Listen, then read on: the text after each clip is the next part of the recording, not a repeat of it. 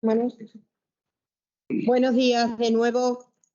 Continuamos con, repito, lo que considero que es lo más importante e interesante de estas jornadas, que son las ponencias como tal.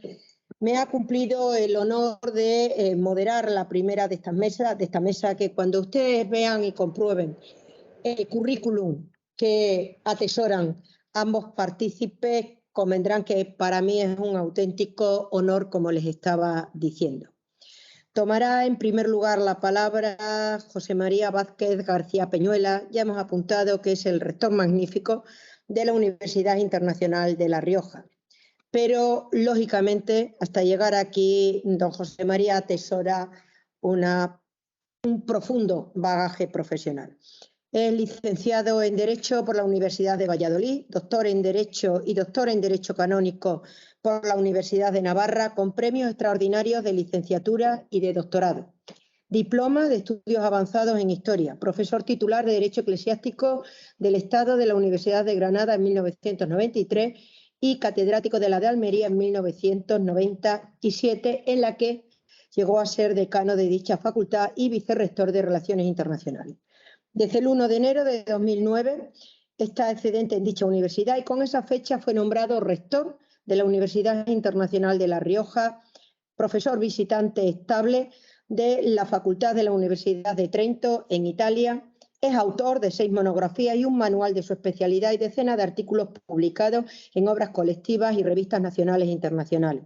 Ponente en congresos nacionales e internacionales de su disciplina, editor y coeditor de diversas obras colectivas, evaluador de la Comisión Nacional de la Actividad Investigadora, codirector de la colección de Derecho Canónico y Derecho Eclesiástico del Estado de la editorial Comares, miembro de comités científicos y editoriales de revistas jurídicas y culturales, es promotor de los simposios internacionales de derecho concordatario de carácter bianual, cuyo comité organizador presidió desde su primera edición en Almería y cuyos volúmenes de acta de las 6 primeras ediciones suma miles de páginas editadas.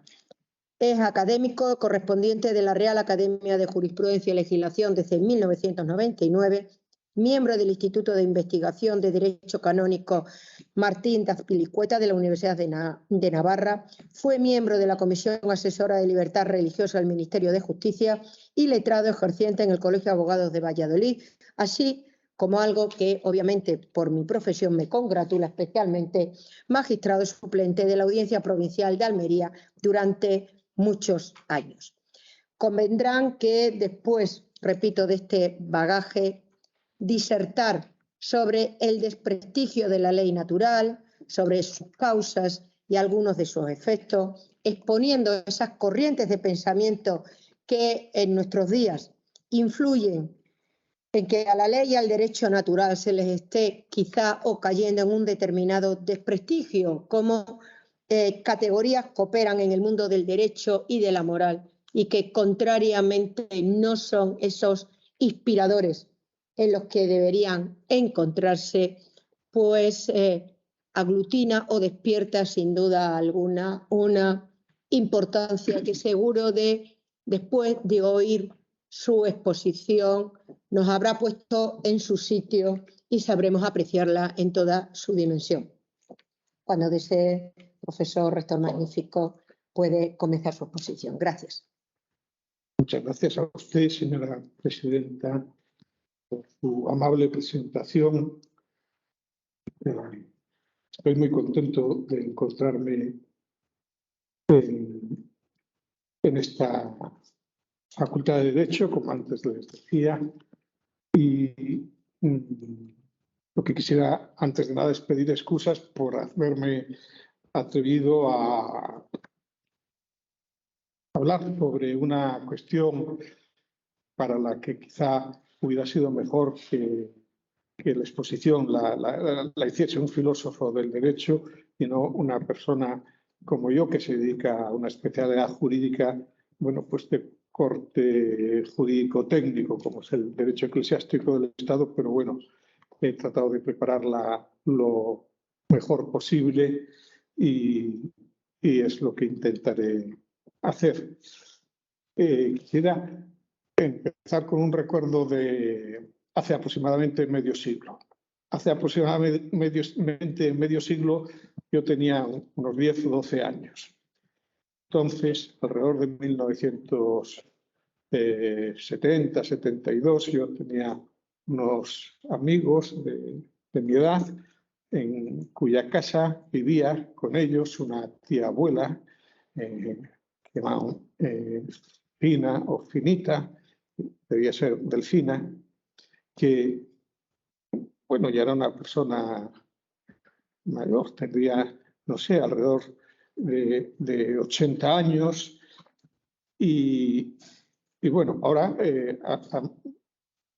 lamentablemente a los ancianos, a buena parte de ellos a veces pues, les aquejan estas enfermedades neurológicas de tipo degenerativo como el Alzheimer. Entonces no hablábamos de estas enfermedades. A las personas mayores a veces se les iba a la cabeza, ¿no? No se sabía a dónde se le iba, pero el hecho es que se le iba a la cabeza, ¿no? A esta persona se le había ido la cabeza en un aspecto bastante particular, que por lo demás se desenvolvía bien, pero la tía Fina pensaba que seguía viviendo y gobernando el rey Alfonso XIII, ¿no? Y nadie tenía ya, pues quería decirle, ¿no?, que el rey hacía 40 años que se había tenido que ir de España y que en Roma se había muerto y ahí estaba enterrado y todo el mundo más o menos le seguía la corriente. Sí, ¿no? Pues, ¿cuándo vendrá el rey aquí a Oviedo? Pues no sabemos, tía, ojalá que pronto. Bueno, y nosotros los niños nos dábamos cuenta de que aquella persona vivía como en un engaño, en una ilusión, y la mirábamos, bueno, con cierta pena, pero también nos hacía un poco de gracia la cosa, lo que le pasa a los chiquillos, ¿no? Bueno, así me siento yo en algunas ocasiones, ¿no? Cuando hablo del derecho natural y digo que soy naturalista, pues me siento mirado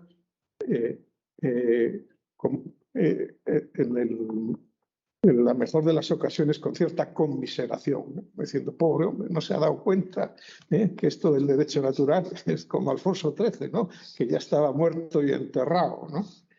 Bueno, antes de seguir adelante quisiera realizar alguna precisión terminológica, porque la intervención se refiere a la ley natural y no son intercambiables las expresiones ley natural y derecho natural, pues responden a conceptos distintos. La ley natural se conforma con los preceptos morales que rigen el actuar del hombre respecto a sí mismo, a los demás y también con Dios. El derecho natural, por el contrario, tiene un radio de acción mucho más restringido. Se limita a las relaciones interpersonales que se sustentan conforme a un principio de justicia. Es, por tanto, mucho más limitado que la ley natural. Forma parte de esta, por ejemplo, la prohibición que todos tenemos y que sentimos de desear el mal a otra persona. Pero esa es una prohibición que no es de derecho natural. Es una prohibición moral, pero no tiene ninguna relación con la justicia. No estamos obligados en justicia a no desear el mal. Tenemos una obligación moral, pero no jurídica. Yo me voy a referir en esta exposición a la ley natural porque realmente el desprestigio natural le viene comunicado por el que previamente ha tenido la ley natural, que es un desprestigio mucho más extendido. Hay muchas más personas que miran con desdén a la ley natural y ese desprestigio se lo han comunicado a algunos, a bastantes juristas que se adscriben a distintas corrientes o variantes del positivismo jurídico. Lorenzo Peña, un profesor de investigación del Consejo Superior de Investigaciones Científicas, ha expuesto convincentemente que la animadversión a la ley natural y entre los cultivadores del derecho al derecho natural es un fenómeno relativamente reciente, que no tomó cuerpo hasta el último cuarto del siglo XIX y que tuvo un periodo de clara hegemonía entre ese último cuarto, durante ese último cuarto del siglo XIX y la primera mitad del siglo XX. Digamos que en esos aproximadamente 3/4 de siglo, el tiempo que va desde la guerra franco-prusiana de 1871 hasta el fin de la Segunda Guerra Mundial, en 1945, fue la edad de oro del positivismo jurídico. La ley natural hasta entonces había sido históricamente una tradición honorable que presentaba al hombre como un ser a la vez social, personal, espiritual, dotado, por tanto, de una razón que le hacía capaz de conocer cómo debía obrar rectamente, esto es, qué deberes tenía que cumplir para conseguir su fin personal y el fin de la sociedad en su conjunto, que es el bien común. Como cabe suponer, históricamente se han dado distintas visiones de la ley natural. Fueron diferentes la visión de los estoicos y la de Aristóteles. Y también fueron diferentes la de estos pensadores griegos respecto a la de San Agustín y a la de Santo Tomás, aunque Santo Tomás tomó de Aristóteles muchos elementos. De la visión, a su vez, de Santo Tomás, se apartaron de manera más o menos advertida, consciente, la propuesta de Blanca y el diosnatismo racionalista protestante. Las posiciones o corrientes tenían la convicción de que existe por encima de las normas del humano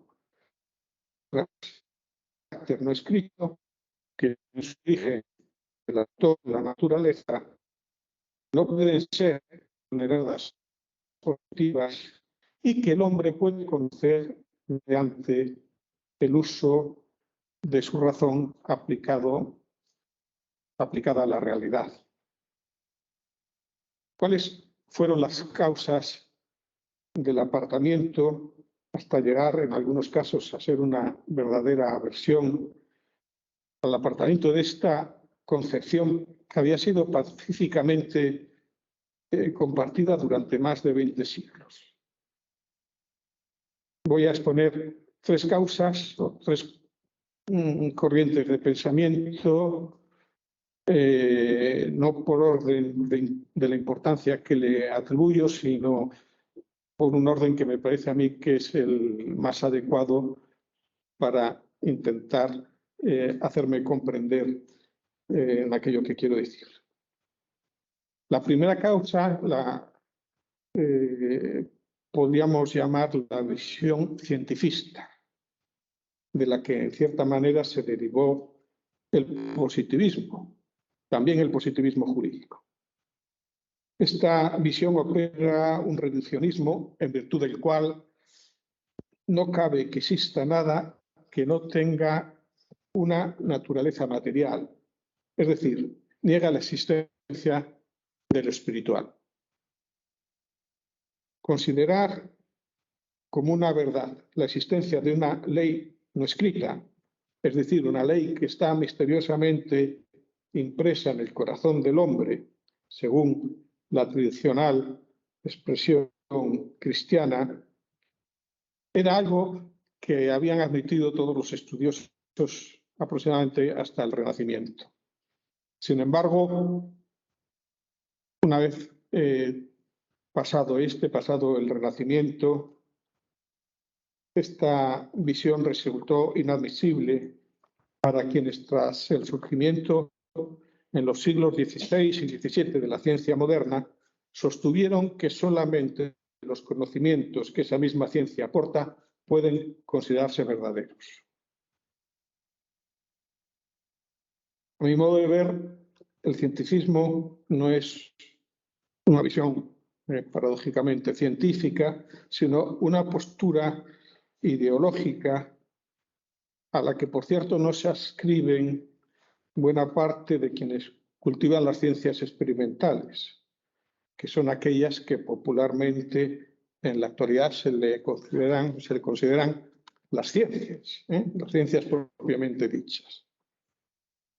El saber científico se caracteriza por estudiar la realidad que rodea al hombre, lo que comúnmente se denomina naturaleza, a través de un método que consiste en tener en cuenta exclusivamente los aspectos de esa realidad que son susceptibles de ser expresados en magnitudes matemáticas exactas, así como en relaciones causales entre esos fenómenos.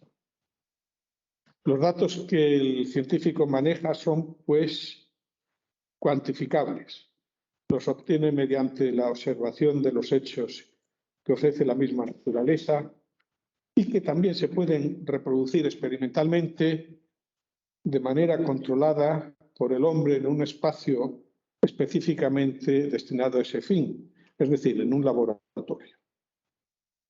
Los conocimientos científicos tienen carácter objetivo en el sentido de que no forman parte de un saber que obtiene el sujeto mediante operaciones mentales inmanentes a sí mismo, como puede ser la interpretación, sino a través de la observación, la medición y en ocasiones la experimentación.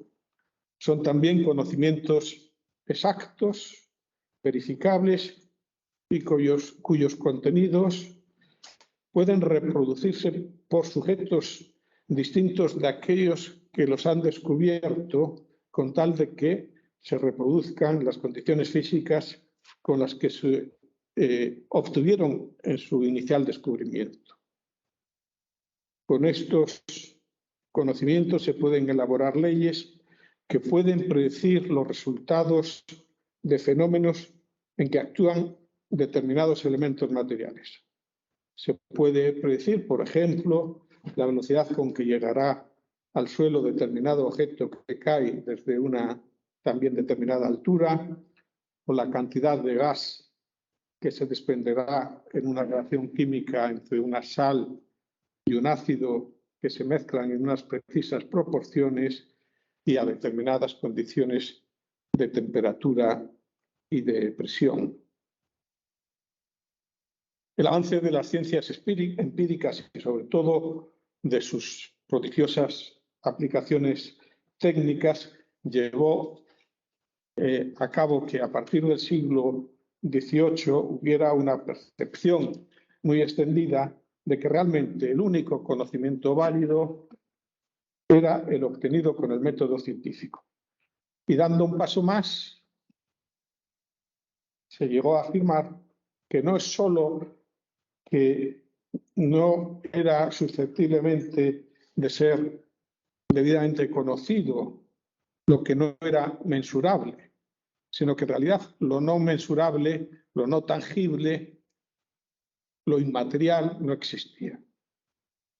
Pero emitir en ese juicio es incurrir en una petición de principios, pues se parte de que el método científico se dirige o toma en consideración exclusivamente lo que resulta mensurable para concluir, conforme a ese mismo método, que se puede afirmar que algo, si no es medible, no existe. Por tanto, este es un razonamiento falaz.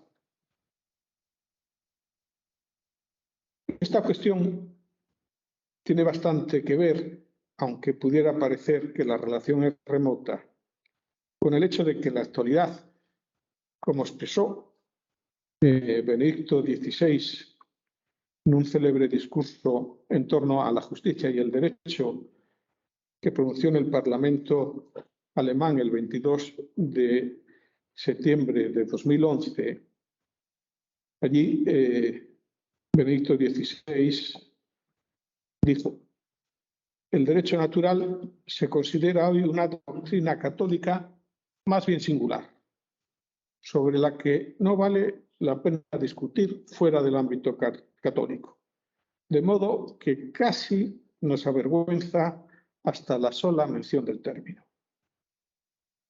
Y se detuvo a explicar con la claridad a la que acostumbraba a expresar su pensamiento y que revela un dominio poco frecuente del arte docente, explicó cómo se arribó a esa idea.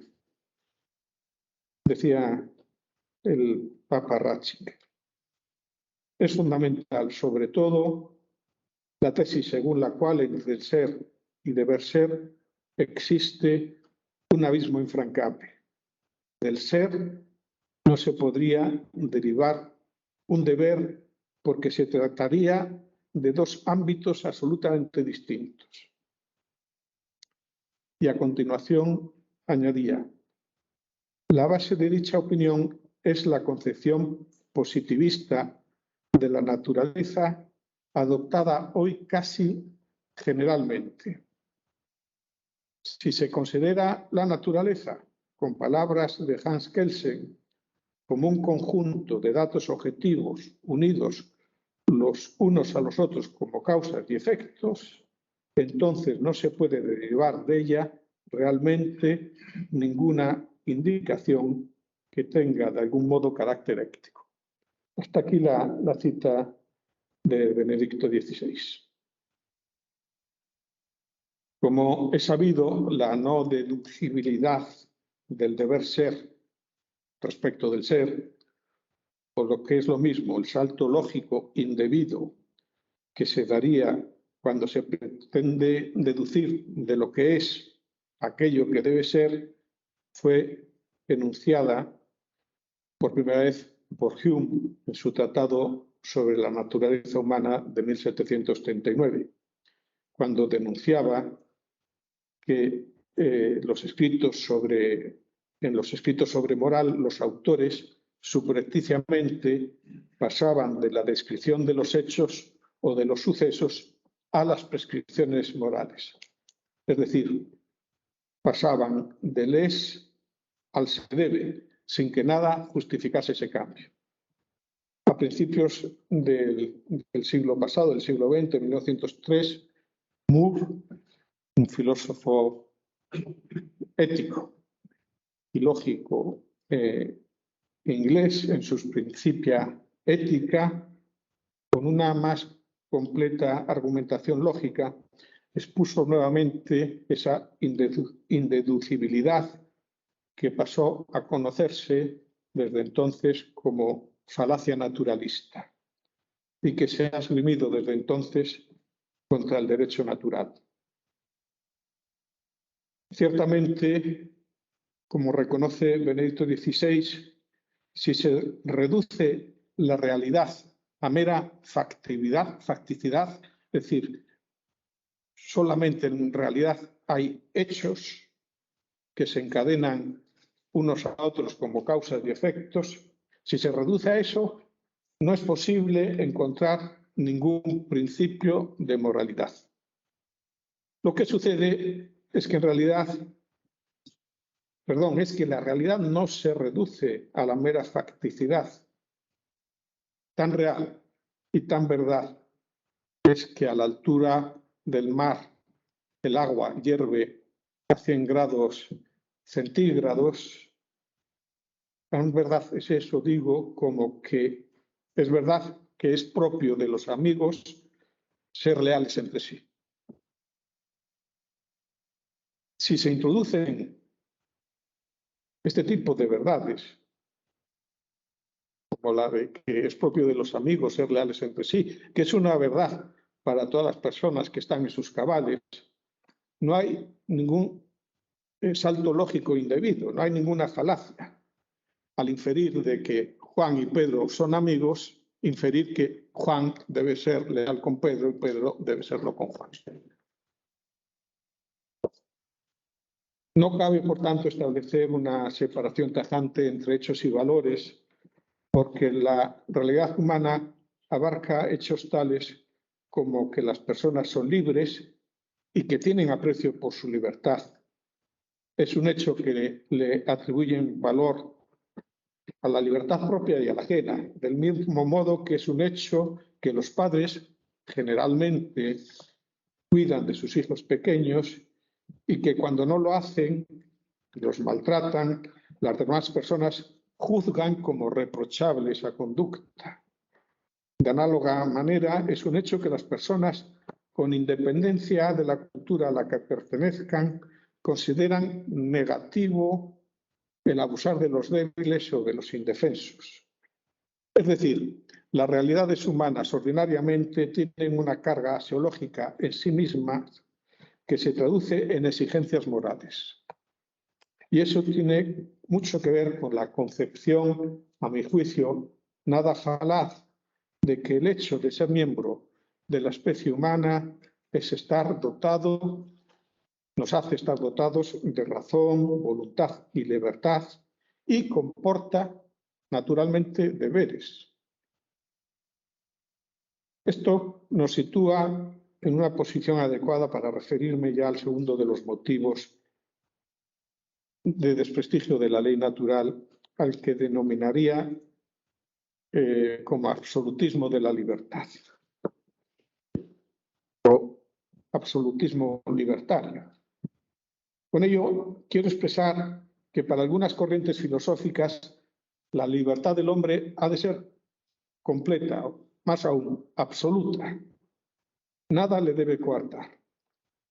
El hombre se hace a sí mismo sobre las bases de las decisiones que va tomando libremente. Se entiende la vida de cada persona como una autorrealización autónoma. Lógicamente, en la medida que la naturaleza humana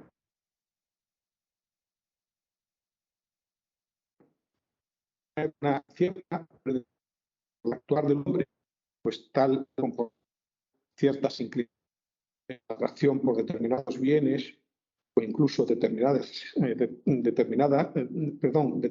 necesidades físicas o afectivas, se entiende que la naturaleza es una limitación a una libertad que ha de ser irrestricta y por ello mismo se tiene que acabar negando.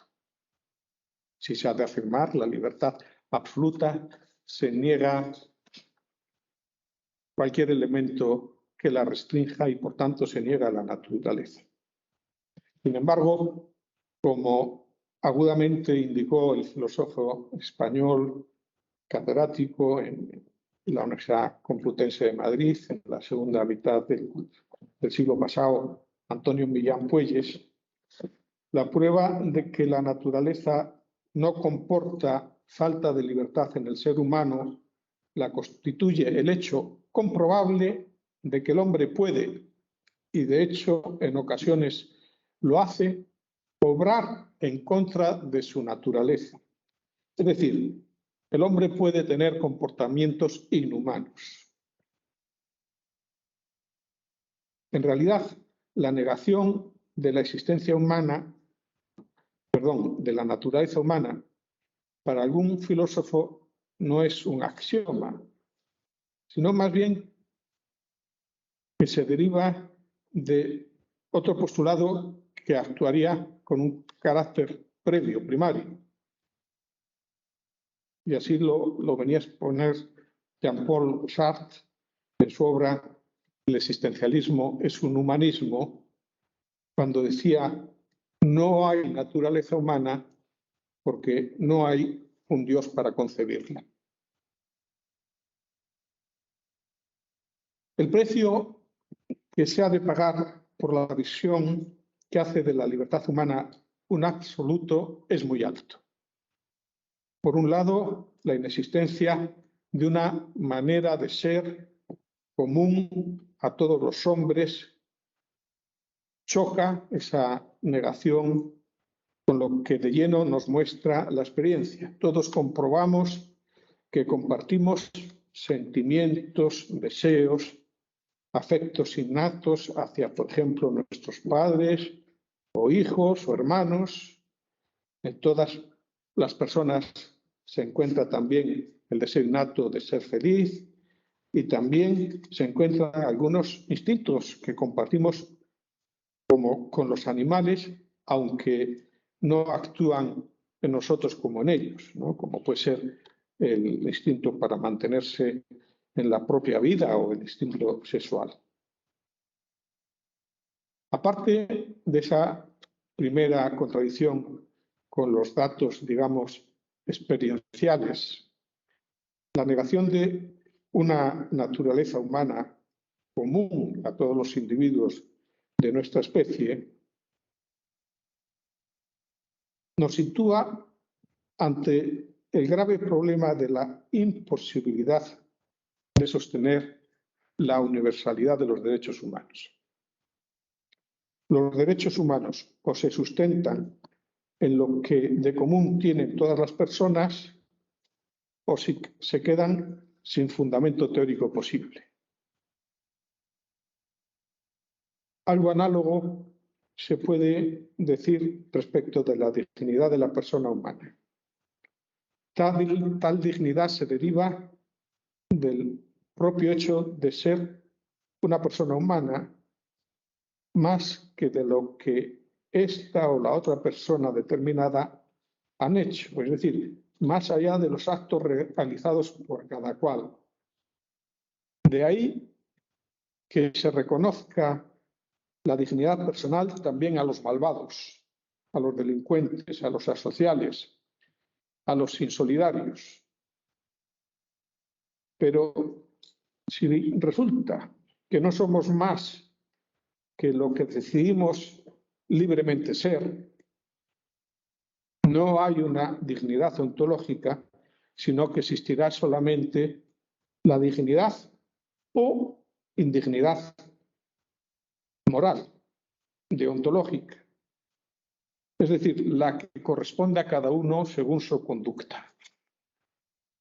Y por tanto carecerían por completo de dignidad humana aquellas personas que se comporten de una manera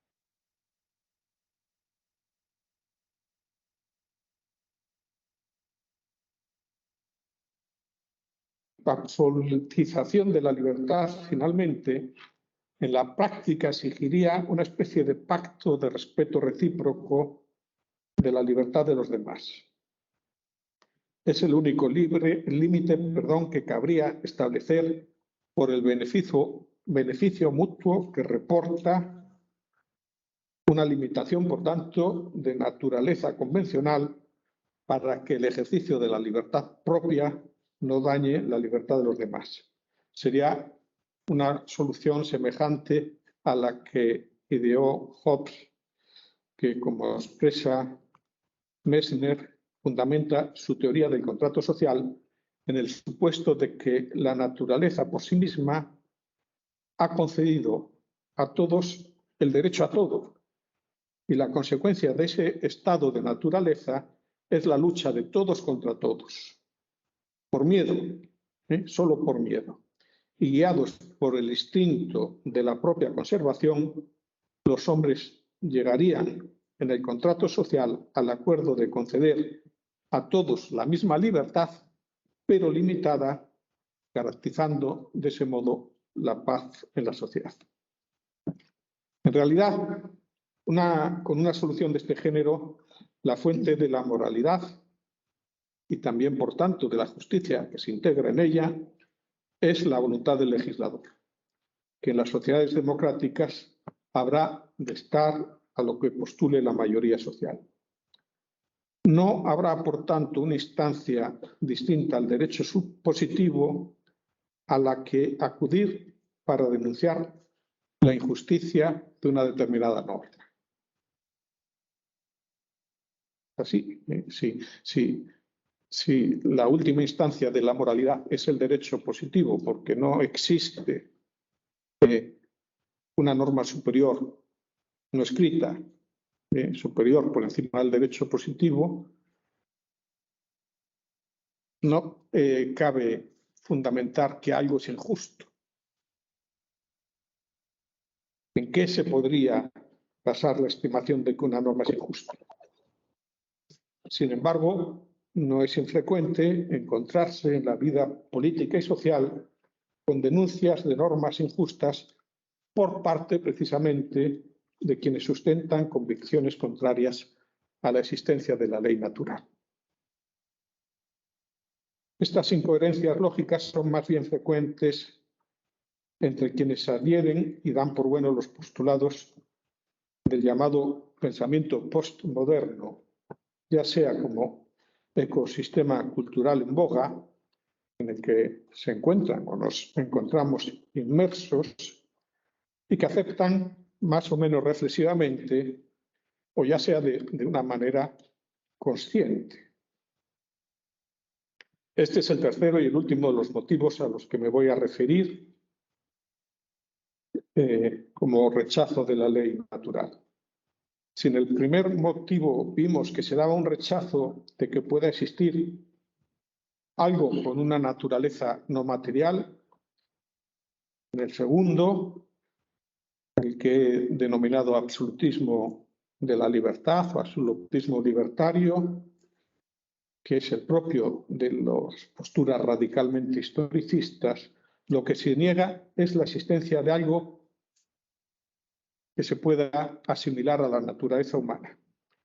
Pues en esta tercera corriente de pensamiento, que a veces se conoce como pensiero débil, pensiero débil, el pensamiento posmoderno, lo que se rechaza ahora es la propia idea de verdad. Filosóficamente, el posmodernismo, desde mi punto de vista, es una versión actualizada del viejo escepticismo. Para el pensamiento posmoderno, derivado en buena parte del postestructuralismo francés, ya no hay propiamente realidades ni, por tanto, verdades que se refieran, se adecuen o se correspondan con estas. Pero tampoco caben, a fortiori, sistemas de verdades que puedan dar una razón totalizadora o integral del hombre y del mundo.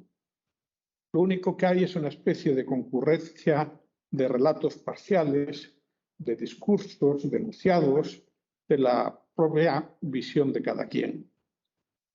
En realidad, esta visión de la verdad debe mucho a la que plasmó Nietzsche en su obra de la verdad y de la mentira en su sentido extramoral, que consideraba que la verdad era un ejército en movimiento de metáforas, metonimias, antropomorfismos, una suma, a fin de cuentas, de relaciones humanas que, realzadas retórica y poéticamente, ornamentadas y transformadas, llegan a ser consideradas por un pueblo, tras un prolongado uso, como fijas, vinculantes y canónicas. Las verdades, continuaba Nietzsche, son ilusiones de las que se ha olvidado que lo son, metáforas desgastadas, impotentes para mover los sentidos, monedas que han perdido su troquelado y son consideradas ahora como metal más que como moneda. Buscar el origen de los enunciados de aquello que las personas sostienen más o menos académicamente, es una función genealógica o arqueológica a través de las filiaciones intelectuales o de los estratos culturales. Y es lo único que cabrá hacer con los textos en los que se contienen esos enunciados. Establecer si un enunciado es verdadero o falso no tiene sentido, porque no hay nada absoluto en el sentido de no sujeto a interpretación, con referencia a lo cual se pueda verificar o falsar nada. Por el contrario, los estudios genealógicos o arqueológicos sobre el derecho, como los que llevó a cabo Michel Foucault en su obra La verdad y las formas jurídicas, son útiles para poner de manifiesto que en su origen lo que el derecho guarda o esconde es un afán de dominación o una voluntad de poder, nada más. Lo cual resulta, por otra parte, coherente con la adscripción del posmodernismo a la cultura de la sospecha que Ricoeur hacía descender del propio Nietzsche, de Marx y de Freud. Pero de la misma manera que Aristóteles negaba la legitimidad al escepticismo de los sofistas, al decir que si esto, los sofistas aseguraban que si la verdad existiese no sería posible comunicarla.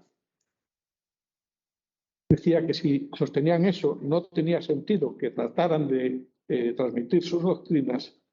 De esa misma manera cabría instar a Foucault a que aplicase su método arqueológico a su propia doctrina para ver de qué formas de poder están ligadas a sus bases, a sus orígenes. La visión posmoderna, aparte de tomar como expresado en consideración los enunciados para acabar sometiéndolos a este proceso de análisis genealógico, también ha dirigido su mirada al sujeto, el sujeto que conoce, como expresó José Luis Pinillos, Derrida, Foucault, Lyotard y algunos otros postestructuralistas arguyeron también frente al estructuralismo que era preciso romper más drásticamente aún con el humanismo, deshaciéndose también de la ficción del sujeto autónomo y también del concepto de la naturaleza humana invariable, ajena a la historia.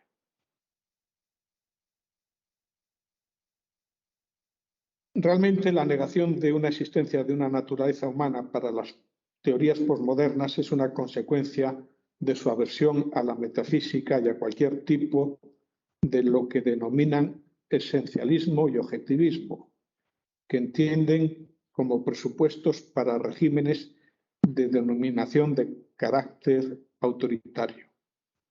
Es muy claro en este aspecto Gianni Vattimo cuando expresa: en general, un régimen democrático necesita disponer de una concepción no metafísica objetivista de la verdad si no quiere convertirse inmediatamente en un régimen autoritario. Es decir, si se llega a afirmar, como hace un seguidor español de Vattimo, que dice: el pensamiento debe abandonar toda pretensión de fundamento objetivo, universal y apodíctico, para que el cristianismo, aliado con la metafísica, en búsqueda de los primeros principios, no pueda dar lugar nunca más a la violencia. Esta es la visión que subyace. Es decir, si no se tiene una concepción relativista y se piensa que existen las verdades, hay un riesgo cierto de que quien piensa que existe la verdad trate de imponerla a los demás. Con estas premisas resulta claro que la idea de la ley natural viene a ser una especie de compendio de todos los horrores intelectuales para el pensamiento postmoderno, y como quiera que ha calado, ciertamente que en la mayor parte de los mediante eslóganes, más que en las sesudas obras de Foucault, de Derrida o de Ricoeur, esas anchas franjas de nuestra sociedad actual, no es extraño que con base en esos mismos eslóganes, como el que se ve algunas veces en algunas camisetas que llevan algunas personas que dicen, eres lo que quieras ser. Bueno, pues con base en esos eslóganes se rechaza cualquier pretensión de una ley moral objetiva. A mi modo de ver, el pensamiento posmoderno es una especie de versión contemporánea del nominalismo medieval. Miguel Ángel Garrido, catedrático de semiótica, realizó hace ya unos cuantos años, desde ese prisma de la semiología, un análisis magistral de la que estima que es la obra literaria más representativa del pensamiento posmoderno, la novela del filólogo italiano Umberto Eco, que no por casualidad tituló El nombre de la rosa, título que Eco toma del dístico con el que se concluye la novela Stat rosa pristina nomina nuda tenemus, que quiere decir, la rosa originaria consiste en el nombre, solo nos quedan meros nombres, flatus vocis. De ahí que no sorprenda la de por sí sorprendente frase que el autor hace expresar a uno de los protagonistas, a Guillermo de Baskerville, cuando dice, no hay pasión más insana que la insana pasión por la verdad. Pero eso solo lo puede decir quien se empeña en negar lo que el sentido común nos enseña, que todas las personas preferimos conocer verdades que permanecer en el error. Todos sabemos que las cosas son en realidad como son y no como las pensamos, aunque a veces se nos presente la tentación primordial de que está a nuestra disposición el decidir sobre lo que está bien y lo que está mal. Nada más, muchas gracias.